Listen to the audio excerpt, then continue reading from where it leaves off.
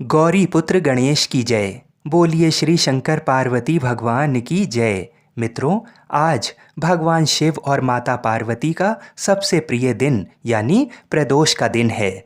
जो व्यक्ति इस दिन व्रत रखता है और कथा को सुनता है वह खोए हुए धन की प्राप्ति करता है और अपने जीवन में सफलता प्राप्त करता है।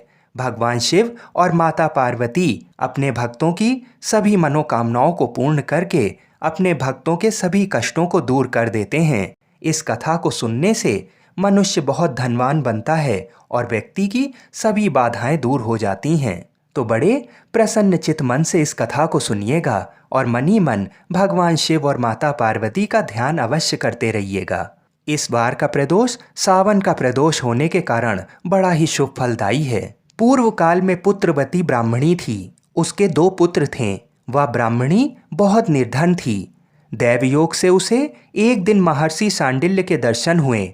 महर्षि के मुख से प्रदोष व्रत की महिमा सुनकर उस ब्राह्मणी ने ऋषि से पूजन की विधि पूछी।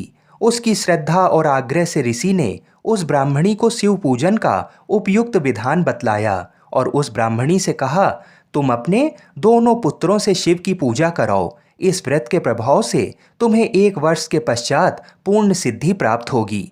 उस ब्राह्मणी ने महर्षि सांडिल्य के वचन सुनकर उन बालकों के सहित नतमस्तक होकर मुनि के चरणों में प्रणाम किया और बोली, हे ब्राह्मण, आज मैं आपके दर्शन से धन्य हो गई हूँ। मेरे ये दोनों कुमार आपके सेवक हैं।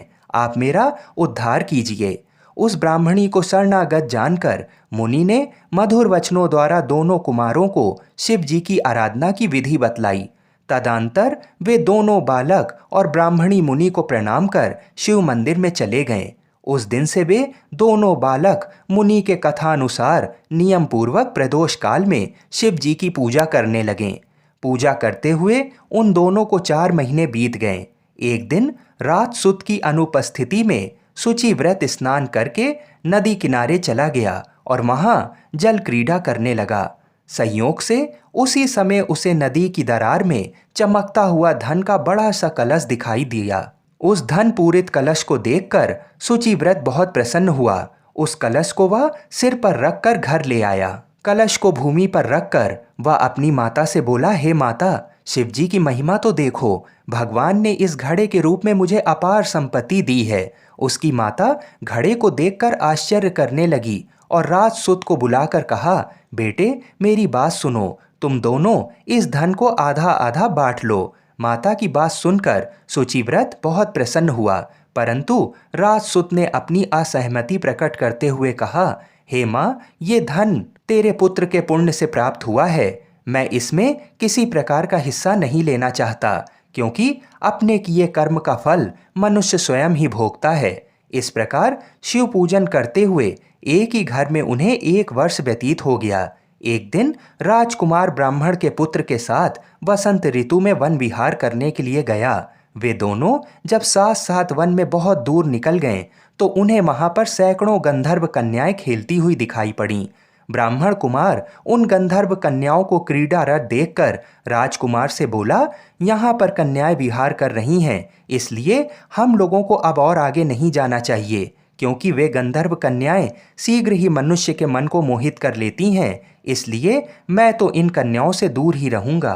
परंतु राजकुमार उसकी बात अनसुनी कर कन्याओं के विहार स्थल में निर्भीक भाव से अकेले ही चला गया। उन सभी गंधर्व कन्याओं में प्रधान सुंदरी उस समय आए हुए राजकुमार को देखकर मन में विचार करने लगी कि कामदेव के समान सुंदर रूप वाला ये राजकुमार कौन है। उस राजकुमार के साथ बातचीत करने के उद्देश्य से सुंदरी ने अपनी सखियों से कहा, सखियों, तुम लोग निकट के वन में जाकर अशोक, चंपक, मौलसिरी आदि के ताजे फूल तोड़ लाओ। तब तक मैं तुम्हारी यहीं पर प्रतीक्षा के लिए रुकी रहूंगी। उस गंधर्व कुमारी की बात सुनते ही सब सखियां वहां से चली गईं। सखियों के जाने के बाद वह गंधर्व कन्या राजकुमार को स्थिर दृष्टि से देखने लगी। उन दोनों में परस्पर प्रेम का संचार होने लगा। गंधर्व कन्या ने राजकुमार को बैठने के लिए आसन दिया। प्रेमालाप के कारण राजकुमार के सहवास के लिए वह सुंदरी व्याकुल हो उठी और राजकुमार से प्रश्न करने लगी, हे कमल के समान नेत्रों वाले, आप किस देश के रहने वाले हैं? आपका यहाँ आना क्यों हुआ है? गंधर्व कन्या की बात सुनकर राजकुमार ने जवाब दिया, मैं विदर्भ राज का पुत्र हूँ। मेरे माता पिता स्वर्गवासी हो चुके हैं। शत्रुओं ने मुझसे मेरा राज्य हरण कर लिया है। ये बात सुनकर कन्या ने विवाह हेतु राजकुमार को अपने पिता से मिलवाने के लिए दूसरे दिन बुलाया। दूसरे दिन गंधर्व कन्या द्वारा निश्चित दिन वह राजकुमार शुचिव्रत के साथ उसी वन में पहुंचा। वहां पहुंचकर उन लोगों ने देखा गंधर्व राज अपनी पुत्री अंशुमति के साथ उपस्थित होकर प्रतीक्षा में बैठे हैं। गंधर्व ने उन दोनों कुमारों का अभिनंदन करके उन्हें सुंदर आसन पर बिठाया और राजकुमार से कहा, मैं परसों कैलाशपुरी को गया था। वहां पर भगवान शंकर पार्वती सहित विराजमान थे। उन्होंने मुझे अपने पास बुलाकर कहा, पृथ्वी पर राज्यच्युत होकर धर्मगुप्त नामक राजकुमार घूम रहा है। शत्रुओं ने उसके वंश को नष्ट भ्रष्ट कर दिया है। वह कुमार सदा ही भक्ति पूर्वक मेरी सेवा किया करता है, इसलिए तुम उसकी सहायता करो जिससे वह अपने शत्रुओं पर विजय प्राप्त कर सके। इसलिए मैं भगवान शंकर की आज्ञा से अपनी पुत्री अंशुमति आपको सौंपता हूँ।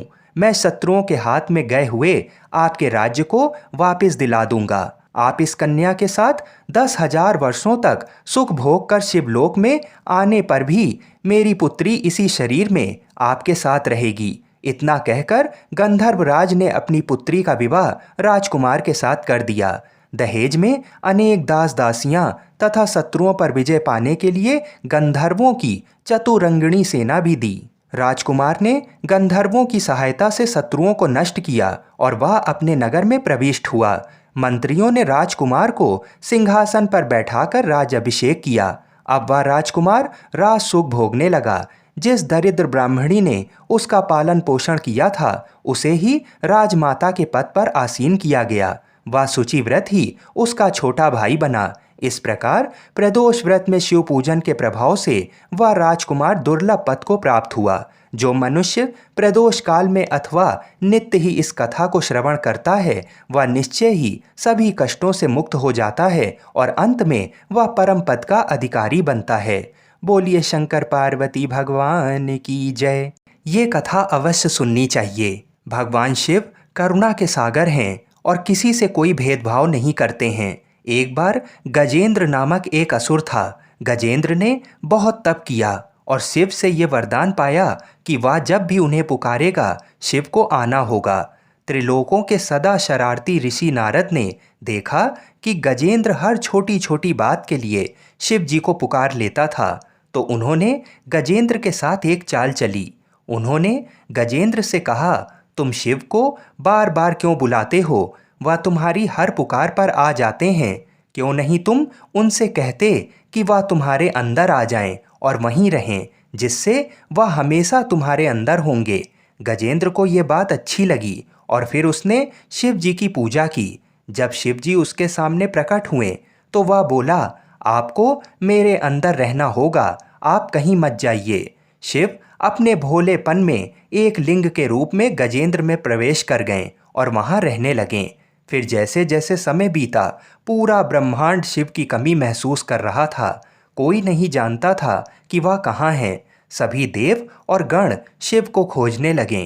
काफ़ी खोजने के बाद जब कोई ये पता नहीं लगा पाया कि वह कहाँ है तो वे हल ढूंढने के लिए भगवान विष्णु के पास गए।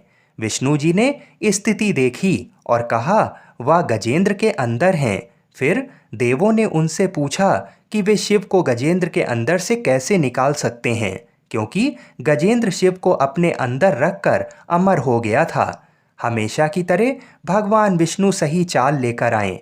देवगण शिव भक्तों का रूप धरकर गजेंद्र के राज में आए और बहुत भक्ति के साथ शिव जी का स्तुति गान करने लगे। शिव का महान भक्त होने के कारण गजेंद्र ने इन लोगों को अपने दरबार में आकर गाने और नाचने का न्योता दिया।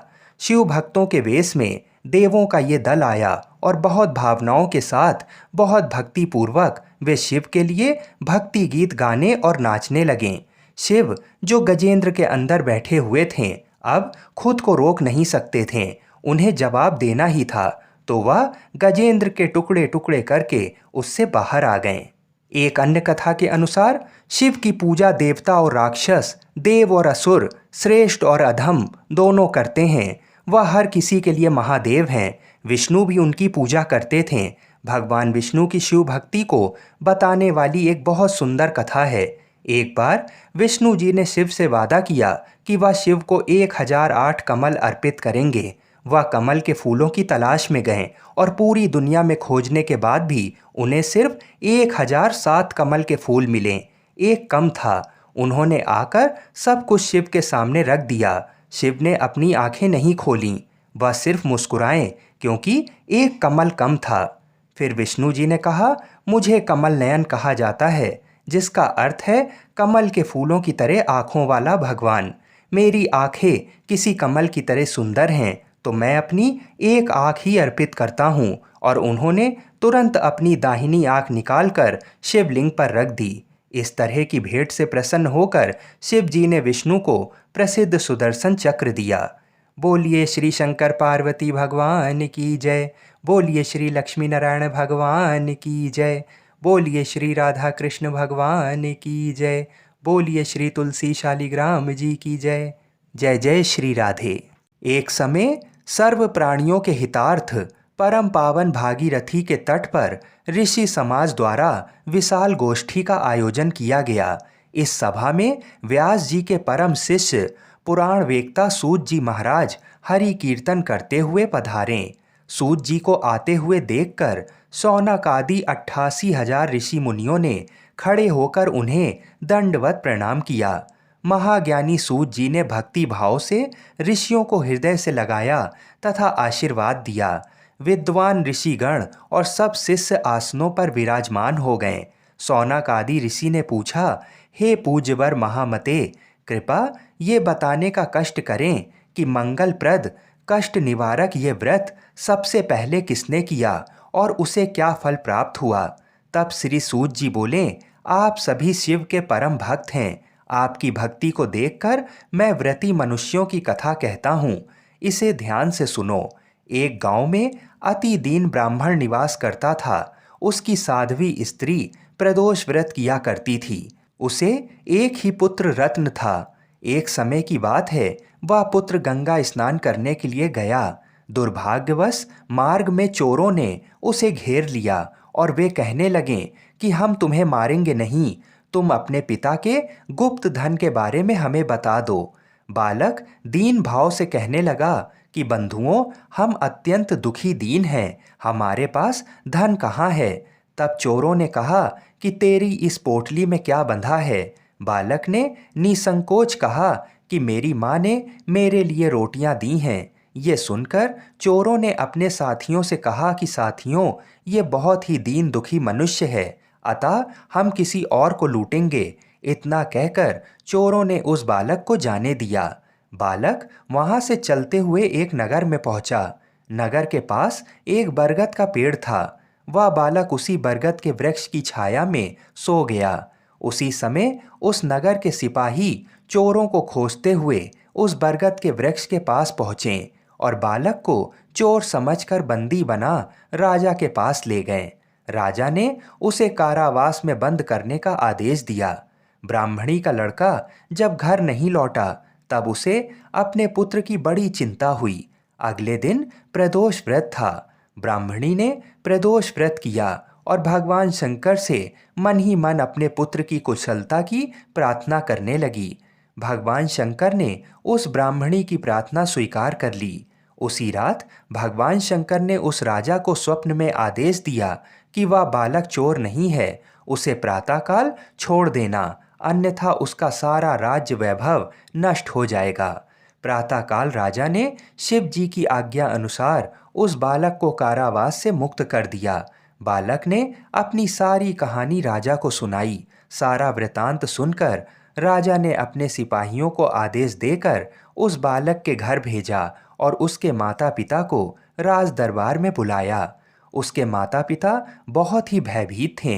राजा ने उन्हें भयभीत देखकर कहा कि आप भयभीत ना हों, आपका बालक निर्दोष है। राजा ने ब्राह्मण को 5 गांव दान में दिए, जिससे कि वे सुखपूर्वक अपना जीवन व्यतीत कर सकें।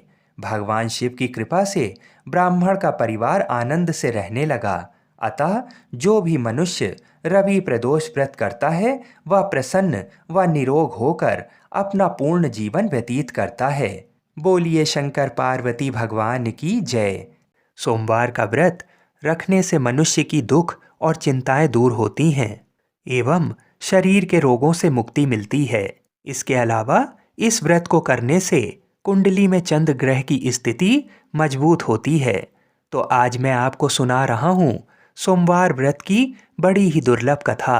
तो इन कथाओं को बड़ी ही श्रद्धा और प्रसन्नचित मन से पूरा अवश्य सुनिएगा। किसी नगर में एक धनी व्यापारी रहता था।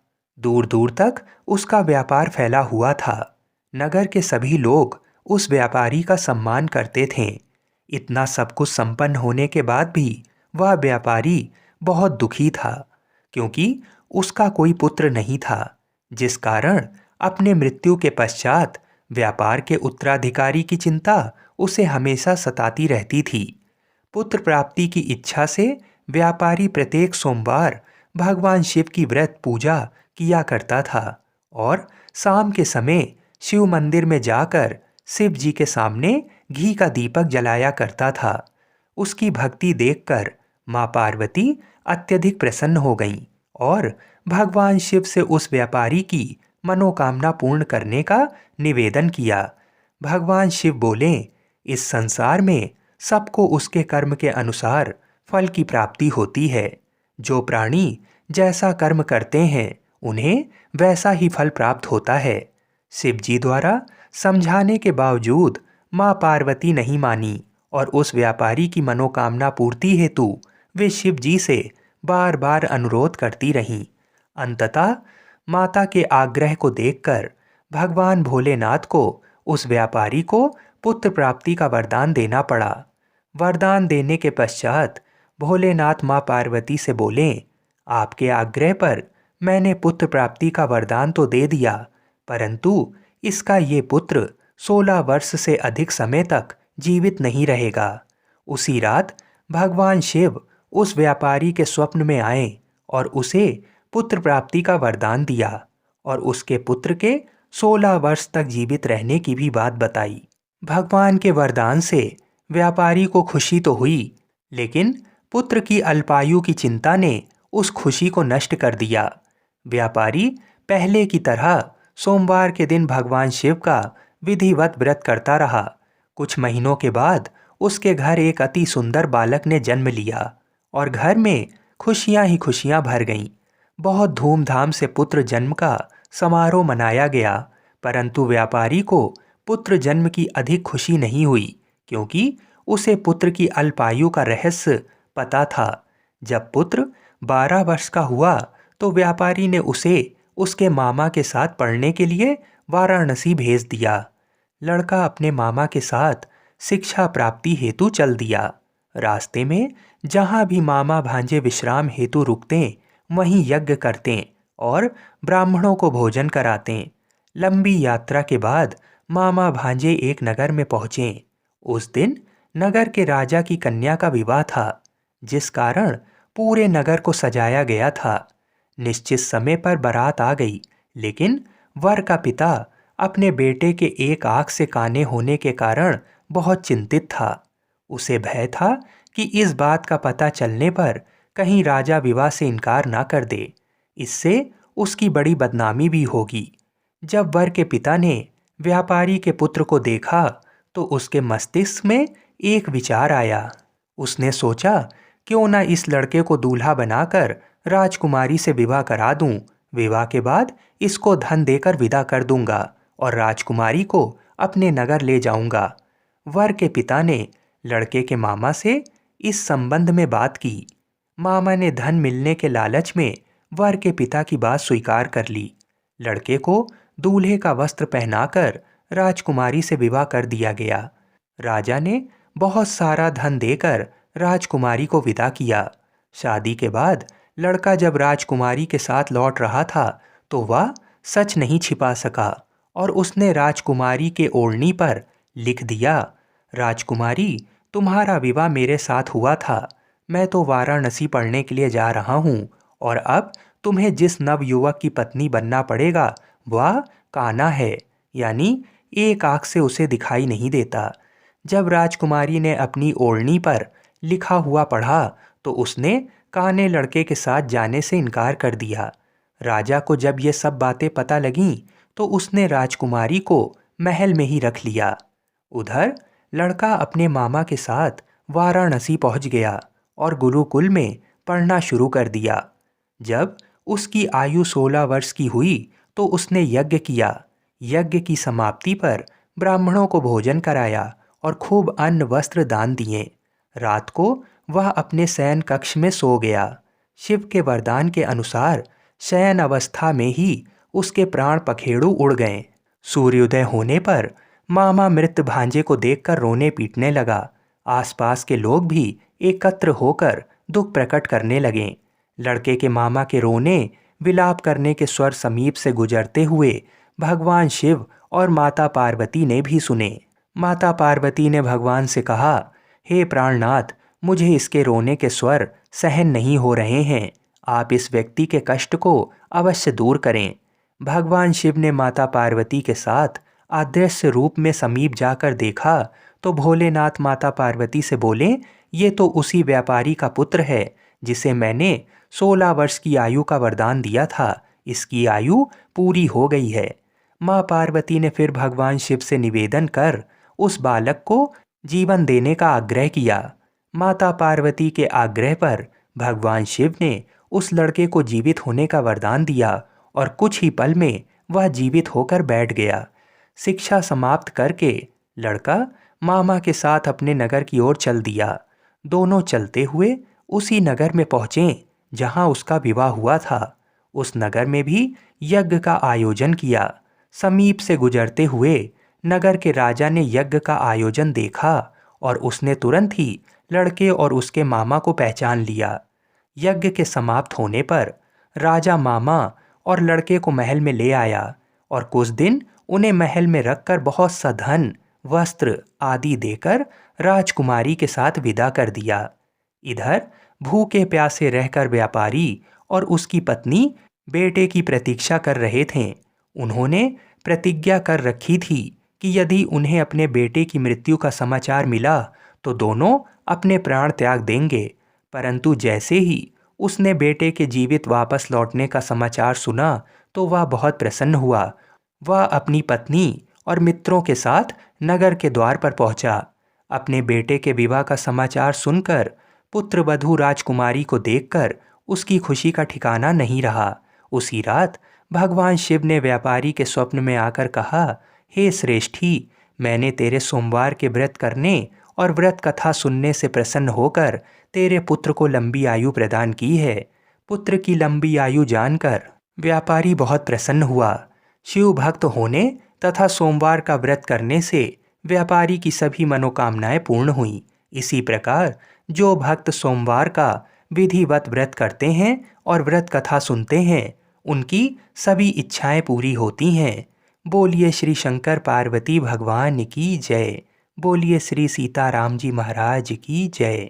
आइए अब मनोकामनाओं की पूर्ति करने वाली दूसरी कथा को सुनते हैं। तो आज मैं आपको सुना रहा हूँ भगवान शिव और माता पार्वती की बड़ी दुर्लभ कथा। तो इस कथा को पूरी श्रद्धा और प्रसन्नचित मन से पूरा अवश्य सुनिएगा। आधी अधूरी कथा को सुनने से पूर्ण फल प्राप्त नहीं होता है। आइए अब बड़े ही प्रेम से सावन सोमवार के व्रत में की जाने वाली भगवान शिव की आरती को सुनते हैं। ओम जय शिव ओमकारा, स्वामी जय शिव ओमकारा। ब्रह्मा विष्णु सदा शिव अर्धांगी धारा। ओम जय शिव ओमकारा। एकानन चतुरानन पंचानन राजे, स्वामी पंचानन राजे। हंसासन गरुणासन वृषवाहन साजे। ओम जय शिव ओमकारा। दो भुज चार चतुर्भुज 10 भुज अति सोहे, स्वामी दस भुज अति सोहे, त्रिगुण रूप निरखते, त्रिभुवन जन मोहे। ओम जय शिव ओमकारा। अक्षमाला वनमाला मुंडमाला धारी, स्वामी मुंडमाला धारी। चंदन मृग मद सोहै, भाले शशिधारी। ओम जय शिव ओमकारा। श्वेतांबर पीतांबर वाघांबर अंगे, भोला बाघांबर अंगे। सनकादिक गरुणादिक भूतादिक संगे। ओम जय शिव ओमकारा। कर के मध्य कमंडल चक्र त्रिशूलधारी, भोला चक्र त्रिशूलधारी। सुखकारी दुखहारी जगपालनकारी। ओम जय शिव ओमकारा। ब्रह्मा विष्णु सदाशिव जानत अविवेका, स्वामी जानत अविवेका। प्रणवाक्षर में शोभित ये तीनों एका। ओम जय शिव ओमकारा। त्रिगुण स्वामी जी की आरती जो कोई नर गावे, स्वामी जो कोई नर गावे। कहत शिवानंद स्वामी सुख संपत्ति पावे। ओम जय शिव ओमकारा। लक्ष्मी वा सावित्री पार्वती संगा, भोला पार्वती संगा। पार्वती अर्धांगी शिव लहरी गंगा। ओम जय शिव ओमकारा। पर्वत सोहे पार्वती शंकर कैलाशा, भोला शंकर कैलाशा। भांग धतूर का भोजन भस्मी में वासा। ओम जय शिव ओमकारा। जटा में गंग बहत है गल मुंडल माला, भोला गल मुंडन माला।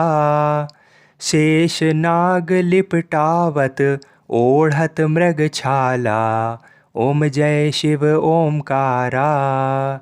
काशी में विराजे विश्वनाथ नंदी ब्रह्मचारी, स्वामी नंदी ब्रह्मचारी। नित उठ दर्शन पावत महिमा अति भारी। ओम जय शिव ओमकारा। ओम जय शिव ओमकारा। भोला जय शिव ओमकारा। स्वामी जय शिव ओमकारा। ब्रह्मा विष्णु सदाशिव अर्धांगी धारा। ओम जय शिव ओमकारा। बोलिए श्री शंकर पार्वती भगवान की जय। ओम नमः पार्वती पतये। हर हर महादेव।